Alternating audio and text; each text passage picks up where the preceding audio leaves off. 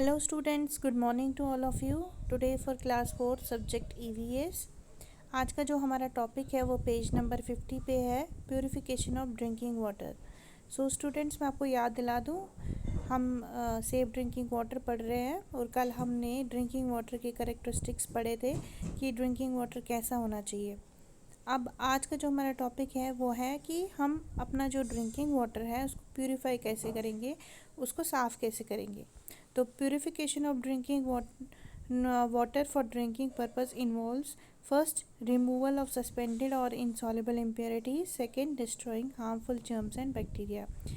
जब हमें साफ़ करना होता है पानी को, ड्रिंकिंग वाटर को, जब हमें पानी को पीने के लिए हमें यूटिलाइज़ करवाना है तो उसके लिए दो प्रोसेस आते हैं. पहला प्रोसेस है कि जो उसमें सस्पेंडेड या इनसॉल्युबल इम्प्योरिटीज़ है जो हमें दिखाई देती है, जो पानी के साथ मिक्स नहीं होती है, पहले उनको हमें निकालना है. और सेकेंड प्रोसेस है जो उसमें हार्मफुल जर्म्स या बैक्टीरिया होंगे उनको हमें डिस्ट्रॉय करना है. तो आज हम पढ़ेंगे रिमूवल ऑफ सस्पेंडेड और इनसॉल्युबल इम्प्योरिटीज़. जो उसमें दिखाई देने वाली इम्प्योरिटीज़ होती है, गंदगी होती है जो पानी में डिज़ोल्व नहीं होती है, इनसॉल्युबल रहती है, तो उन्हें हम कैसे निकालेंगे, उसका क्या प्रोसीजर है. Insoluble impurities of water can be remove by filtration. जो इनसॉल्युबल इम्प्योरिटीज़ होती है पानी में जो सॉल्युबल नहीं होती है, जो उसमें घुलती नहीं है, जो हमें दिखाई देती है, उसे हम फिल्ट्रेशन से दूर कर सकते हैं. फिल्ट्रेशन से हम उसे साफ़ कर सकते हैं.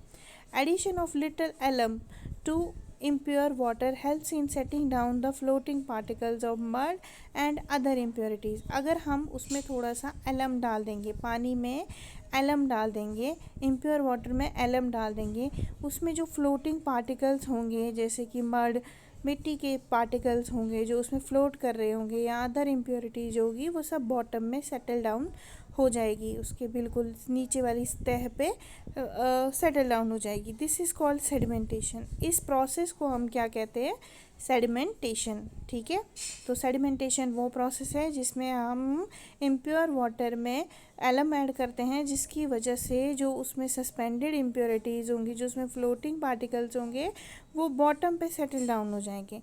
This water is then filter to remove insoluble impurities from it. फिर इसी पानी को हम फिल्टर कर सकते हैं और उसमें से इनसॉल्युबल इम्प्योरिटीज़ अलग कर देंगे. At home water is filtered by a ceramic water filter. अगर घर में हमें पानी साफ़ करना है, पानी फ़िल्टर करना है, तो हमारे पास एक वो सिरेमिक वाटर फिल्टर आएगा, उससे हम साफ़ कर सकते हैं. Some kinds of water purifiers are also available which fitted with a tap. और कुछ आजकल मार्केट में कुछ तरीके के वाटर प्यूरिफायर्स भी होते हैं, जैसे कि कैंट है, एक्वा लाइफ है, ऐसे ही बहुत सारे वाटर प्यूरिफायर्स मिलते हैं जिसे हम टैप के साथ फिट कर सकते हैं, अपने नलके के साथ फिट कर सकते हैं. जो पानी टंकी से निकलता है वो पहले फ़िल्टर से वो साफ़ होके गुज़रता है, प्यूरिफाई होता है, और फिर उसके बाद हमारे पास पहुंच जाता है.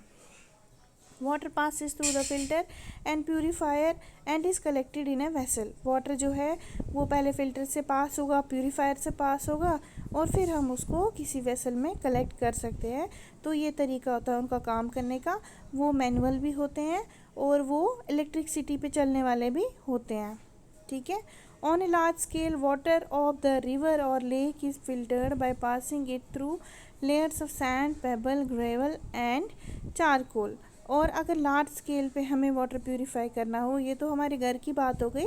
अगर हमें लार्ज स्केल पे करना हो, बहुत सारे पानी को एक साथ करना हो, हमें साफ़, हमें फ़िल्टर, तो हमें क्या करते हैं, जो वाटर रिवर्स का होता है या लेक्स का होता है, उसे हम बहुत सारी लेयर से पहले पास करवाते. पहले हम उसको सैंड से पास करवाएंगे, फिर पेबल से, छोटे छोटे पत्थर के टुकड़ों से जिन्हें हम ग्रेवल भी कहते हैं, एंड चारकोल, फिर उसके बाद चारकोल से पास करवाएंगे, तो वो पानी फिर फ़िल्टर हो जाता है.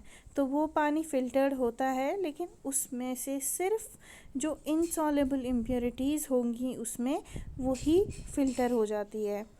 ठीक है, सॉल्युबल इम्प्योरिटीज़ फ़िल्टर नहीं होती है, इनसॉल्युबल इम्प्योरिटीज़ फ़िल्टर होती है.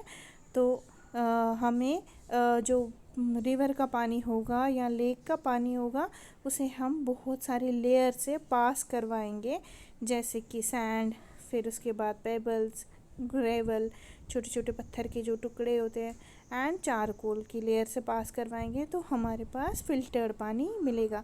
लेकिन वो पानी जो फ़िल्टर हुआ है वो हमें साफ़ दिखेगा, लेकिन उसमें इम्प्योरिटीज़, इनसॉल्युबल इम्प्योरिटी, जर्म्स और बैक्टीरिया हो सकते हैं।